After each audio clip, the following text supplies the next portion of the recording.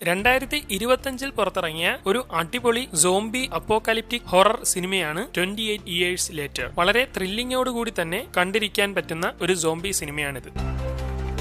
സിനിമയുടെ തുടക്കത്തിൽ കാണിക്കുന്നത് ഒരു റൂമിലിരുന്ന് TV കണ്ടുകൊണ്ടിരിക്കുന്ന കുറച്ച് കുട്ടികളെയാണ്. പുറത്തെന്തൊക്കെയോ സൗണ്ട് കേട്ട് അവർ ആകെ പേടിച്ചാണ് ഇരിക്കുന്നത്. അവരുടെ മാതാപിതാക്കളൊക്കെ ആ റൂമിന് പുറത്താണ് ഉള്ളത്. പെട്ടെന്ന് കൂട്ടത്തിലുണ്ടായിരുന്ന ചെറിയ ഒരു പയ്യൻ എന്താണ് സംഭവിക്കുന്നതെന്നറിയാൻ വാതിലിന്റെ അടുത്തേക്ക് ചെന്ന് നോക്കിക്കൊണ്ട് നിൽക്കുമ്പോൾ വാതിലിൽ ആരൊക്കെയോ ഇടിക്കുകയും എല്ലാം കൂടെ പൊളിച്ചുകൊണ്ട് കുറച്ച് സോംബികൾ ഉള്ളിലേക്ക് കയറി വരികയും അവർ അവിടെ ഇരുന്ന കുട്ടികളെല്ലാം ആക്രമിക്കുകയും ചെയ്യുന്നു. ഇത് കണ്ട് വാതിലിന്റെ അടുത്ത് നിന്ന ജെയ്മി ഇറങ്ങി ഓടുമ്പോൾ അവന്റെ അമ്മ ഇങ്ങോട്ട് വരല്ലേ എന്ന് പറഞ്ഞ് വാതിലടച്ച് കളയുകയും ഉടൻ അവളെയും സോംബികൾ അറ്റാക്ക് ചെയ്യുന്നു. ആ വീട്ടിൽ മൊത്തത്തിൽ സോംബികൾ കയറിയിട്ടുണ്ടെന്ന് മനസ്സിലാക്കുന്ന അവൻ അപ്പൊ തന്നെ ഇറങ്ങി തൊട്ടടുത്തുള്ള ചർച്ചിലേക്ക് ചെല്ലുന്നു. ആ ചർച്ചിലെ ഫാദറാണ് അവന്റെ അച്ഛൻ. അങ്ങനെ അവൻ നേരെ ഉള്ളിലേക്ക് ചെല്ലുകയും പ്രാർത്ഥിച്ചുകൊണ്ടിരുന്ന അവന്റെ അച്ഛനെ കെട്ടിപ്പിടിച്ചുകൊണ്ട് അമ്മയും അനിയത്തിയൊക്കെ മരിച്ചു എന്ന് പറയുമ്പോൾ ഇതൊക്കെ സംഭവിക്കാനുള്ളതാണ് മോനെ, നമുക്ക് ഇതിൽ നിന്നൊന്നും ഒഴിഞ്ഞു മാറാൻ പറ്റില്ല എന്ന് പറഞ്ഞുകൊണ്ട് അയാൾ കുരിശുമാല എടുത്ത് മകന്റെ കയ്യിലേക്ക് കൊടുക്കുകയും അപ്പോഴേക്കും ആ ചർച്ചിലേക്ക് ജനലുകളെല്ലാം പൊളിച്ച് സോംബികൾ കയറി വരാൻ തുടങ്ങുകയും ചെയ്യും. എല്ലാം കൂടി കൂട്ടത്തോടെ വന്ന് അയാളെ ആക്രമിച്ചിരിക്കുകയാണ്. ഈ സോംബികളുടെ ആക്രമണമേറ്റാൽ അപ്പോൾ തന്നെ അവരും സോംബികളായി മാറും. ഇതോടെ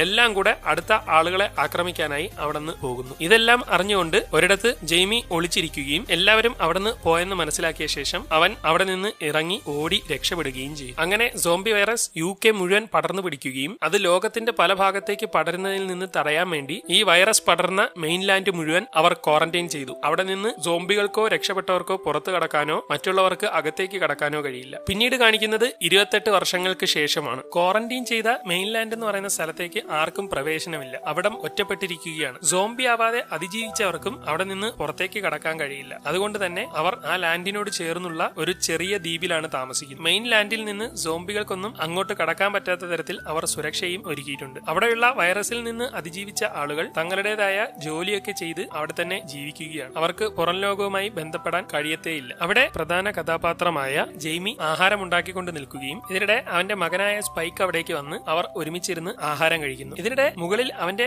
മമ്മി ബഹളമുണ്ടാക്കുകയും അങ്ങനെ അവളെ നോക്കാനായി ജെയ്മി അവിടേക്ക് കയറി ചെല്ലുകയും ചെയ്യും. യഥാർത്ഥത്തിൽ അവൾക്ക് എന്തൊക്കെയോ പ്രശ്നങ്ങളുണ്ട്. പരിസരബോധമില്ലാതെ ഇടയ്ക്കിടയ്ക്ക് പെരുമാറുകയും തലയ്ക്കൊക്കെ എപ്പോഴും വേദന അനുഭവപ്പെടുകയും ചെയ്യും. എന്നാൽ അതൊന്നും ചികിത്സിച്ച് ഭേദമാക്കാൻ അവർ നിൽക്കുന്ന സ്ഥലത്ത് ഡോക്ടർമാരാരുമില്ല. ഇന്ന് ഞാനും സ്പൈക്കും കൂടി മെയിൻലാൻഡിലേക്ക് പോവുകയാണെന്ന് പറയുമ്പോൾ അവനിപ്പോ കൊച്ചുകുട്ടിയാണ്, അവനെ അങ്ങോട്ട് കൊണ്ടുപോണ്ട, അവിടെ മൊത്തം സോംബികൾ ഉള്ളതാണ്, എന്റെ മോന് വല്ലതും പറ്റുമെന്നൊക്കെ പറഞ്ഞ് അവർ ബഹളം വെക്കുകയും അവരുടെ അസുഖം കൂടുകയും ചെയ്യും. എന്നാൽ ഒരുവിധം എങ്ങനെയെങ്കിലും സ്പൈക്ക് അവളെ സമാധാനിപ്പിക്കുകയും കുഴപ്പമൊന്നുമില്ലെന്ന് പറഞ്ഞ് അവിടെ കിടത്തി എല്ലാം ക്ലിയർ ആക്കിയ ശേഷം അവൻ അച്ഛനോടൊപ്പം പോകാൻ തയ്യാറായി താഴേക്ക് വരുമ്പോൾ അവന്റെ അങ്കിൾ ഒരു വില്ല് അവന് കൊടുക്കുകയും അങ്ങനെ അതൊക്കെ വാങ്ങി ക്ലിയർ ആയ ശേഷം അവൻ അച്ഛനോടൊപ്പം മെയിൻലാൻഡിലേക്ക് പോകാൻ തയ്യാറാവും. എല്ലാവരും അവന് ആശംസകൾ അറിയിക്കുന്നു.